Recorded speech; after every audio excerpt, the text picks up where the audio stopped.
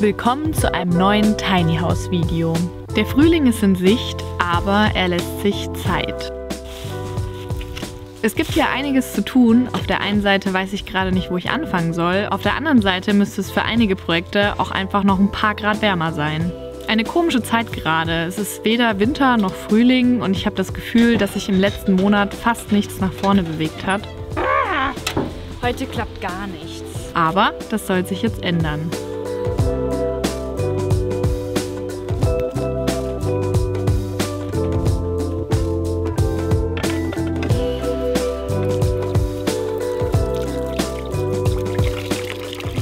Die Tage, an denen wir hier so komisch draußen abwaschen müssen, sind gezählt, denn die kälteste Zeit ist vorbei. Das heißt, wir können die Leitung von unserem Außenwaschbecken bald wieder einschalten. Und wir haben jetzt auch schon einen Wasserhahn für innen.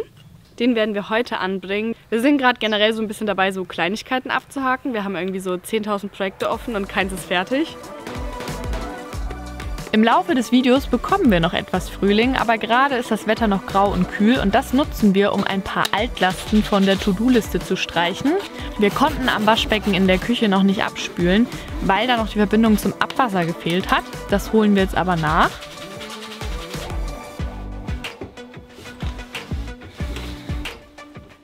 Unser Abwasser geht jetzt also hier runter, dann rüber und durch die Wand. Auf der anderen Seite fließt es dann hier ab. Ich wasche jetzt den ersten Teller ab. Gerade noch mit dem Kanister, weil der Kanister oben noch nicht angeschlossen ist, beziehungsweise noch nicht wieder sauber ist. Da wohnen nämlich ein paar Mücken drin aktuell. Daher jetzt mal so. Aber selbst das ist schon ein großes Upgrade. Mal gucken, ob es dicht ist. Ich lasse jetzt mal noch ein bisschen Wasser laufen und gucke. Na dann, Test bestanden. Das ist so cool, jetzt kann ich hier das Waschbecken sauber machen.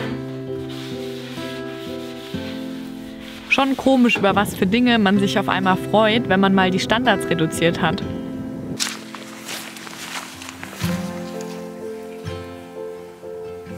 Ich dachte, ich mache einen frühlingshaften Spaziergang um den See, aber es ist deutlich kälter als gedacht. Es hat vorhin einfach gehagelt.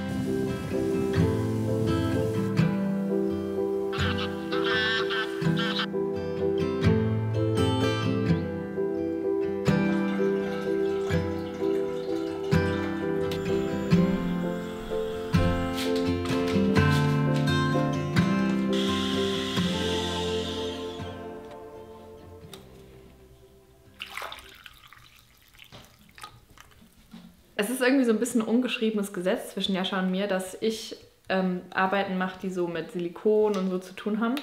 Ich weiß nicht warum und ich frage mich, wie ich aus der Nummer wieder rauskomme, aber ist schon okay.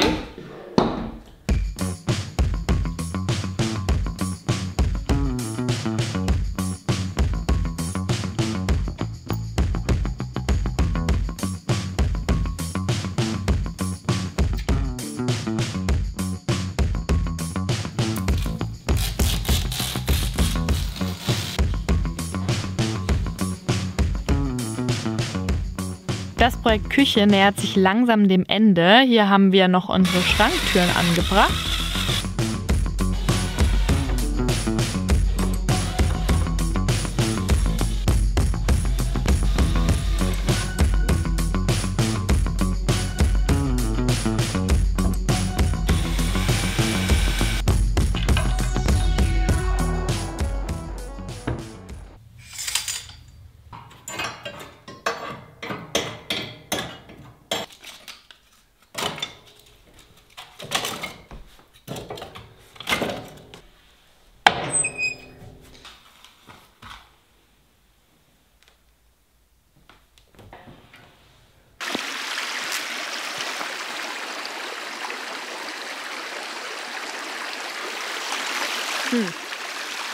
Toll. Wie komme ich jetzt hier rüber?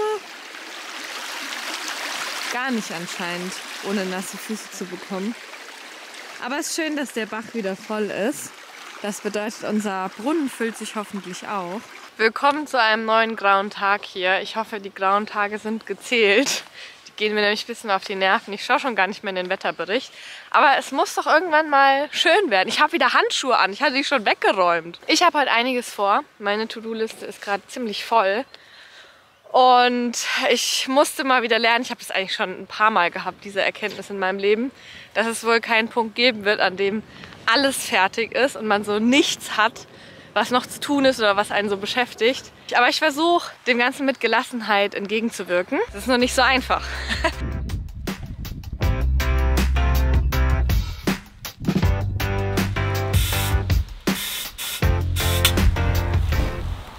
Entweder ich bin zu doof oder der Reifen ist einfach hinüber. Irgendwie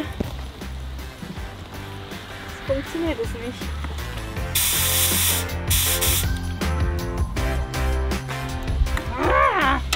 Heute klappt gar nichts.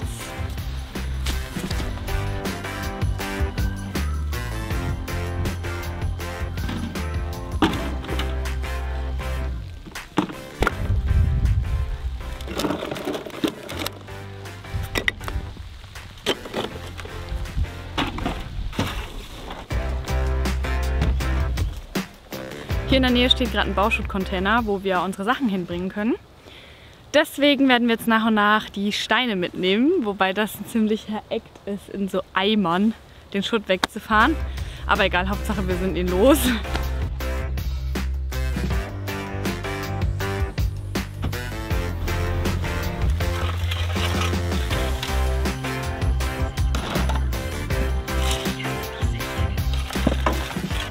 Diese Aktion war ein typischer Fall von dauert viel länger als ursprünglich geplant. Die letzten Eimer Bauschutt. Jetzt ist alles weg. Wir sind auch oft genug gefahren. So kann man seinen Tag auf jeden Fall auch rumbekommen.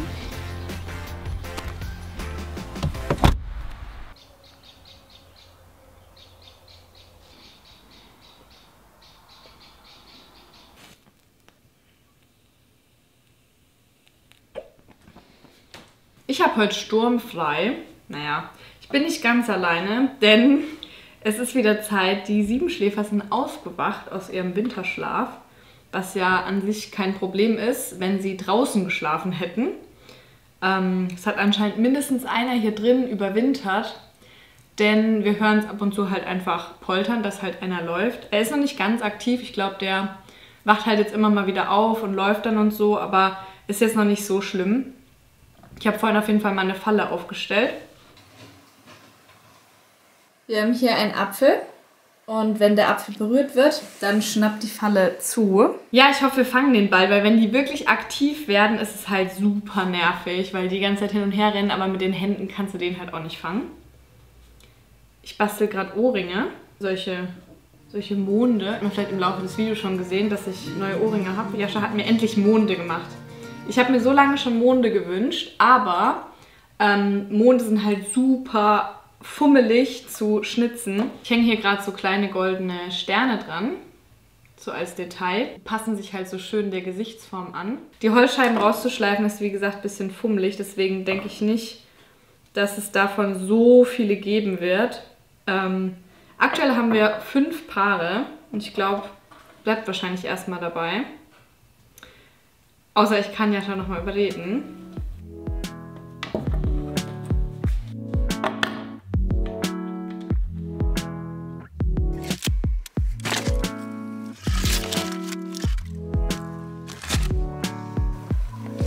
Oh, der Mond.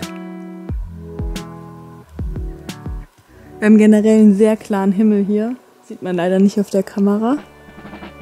Aber es ist immer wieder sehr schön. Falls du dich fragst, ob es gruselig ist abends im Wald, schon ein bisschen. Also es ist ja an sich schon ruhig, aber dann raschelt halt immer mal wieder was und das ist schon ein bisschen gruselig. Also mittlerweile weiß ich die Ecken, wo es raschelt und dann ist es okay. Aber was muss, das muss halt, ne? Und Holz habe ich jetzt gebraucht.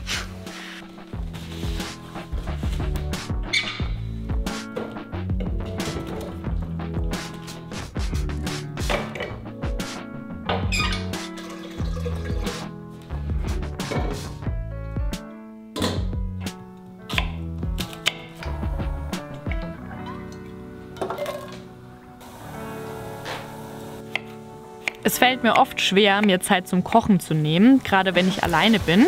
Aber ich habe es geschafft und mich hinter den Herd geklemmt. Es gab mein Lieblingsessen, Nudeln. Ich könnte wirklich jeden Tag Nudeln essen. Und wer weiß, vielleicht mache ich das ja sogar.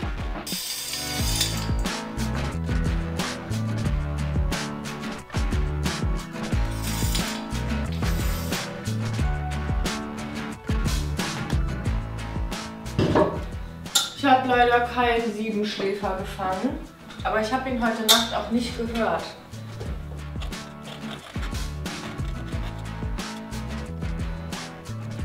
Ich bin gerade auch sehr beschäftigt mit der Vorbereitung des Gartens. Das macht mir ziemlich viel Spaß und lehrt mich aber auch Geduld. Ich hätte am liebsten schon morgen eine fertige Paprika, aber es dauert dann doch ein bisschen länger, leider.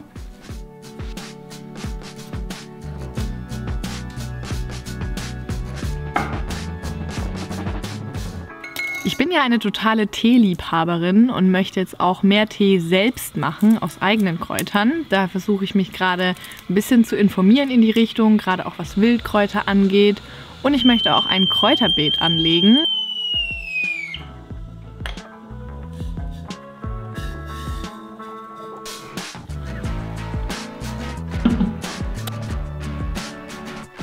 Ich hatte in der Schulzeit mal eine Zeit lang Englisch-Nachhilfe und die Frau war so eine richtige Kräuterhexe und hat immer in ihrem Garten unglaublich viele Kräuter gehabt und daraus dann so individuelle Tees je nach Problem quasi zusammengestellt. Also egal, ob man Bauchschmerzen hatte, Kopfschmerzen oder was auch immer, die hatte für jedes Problem die passende Lösung. Auch Tees gegen schlimme Englisch-Hausaufgaben waren natürlich auch dabei. Und ich finde es irgendwie voll faszinierend, wenn man sich da so auskennt und weiß, was für was gut ist.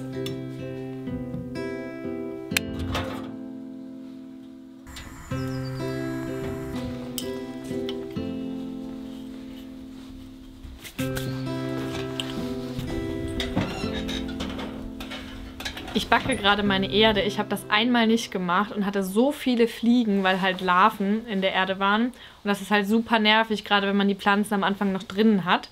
Deshalb mache ich das jetzt gerade. Es riecht nur immer so richtig komisch, wenn man das backt. Das ist einfach so falsch, irgendwie Erde in den Backofen zu stecken. Aber es funktioniert.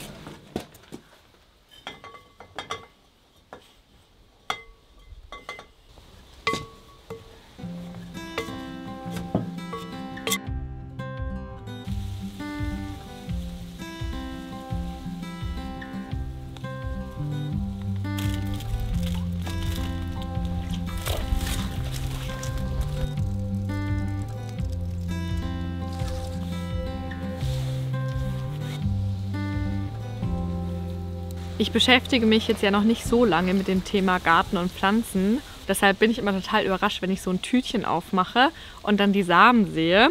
Das ist jetzt hier Zitronenmelisse. Und ich habe es mir irgendwie ganz anders vorgestellt. Mal sind die Samen größer, mal sind die kleiner. Und generell ist es ja irgendwie ein Wunder, dass daraus mal was werden soll.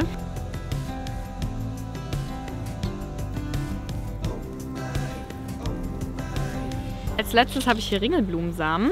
Und die habe ich geschenkt bekommen, habe mich sehr darüber gefreut und finde, dass Samenschenken eine richtig schöne Idee ist, weil es immer cool ist, was zu verschenken, was man aufbrauchen kann. Und daraus entsteht ja auch noch was voll Schönes. Deswegen habe ich es gleich mal nachgemacht. Und meine Mama bekommt auch Samen zu Ostern. Oh, okay, damit habe ich nicht gerechnet. Das ist so spannend wieder. Das sieht aus wie vertrocknete Schnecken.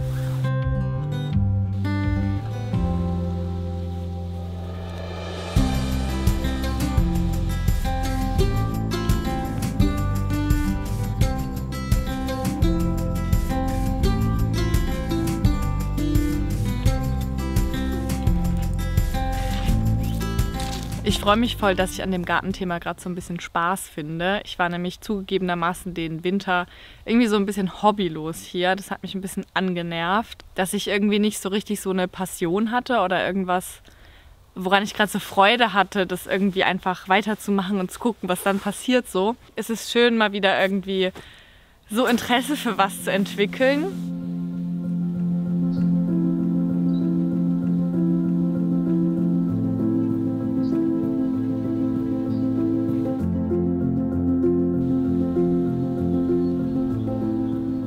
Ich bin so froh, dass wir hier endlich mit ein paar sonnigen Tagen belohnt werden.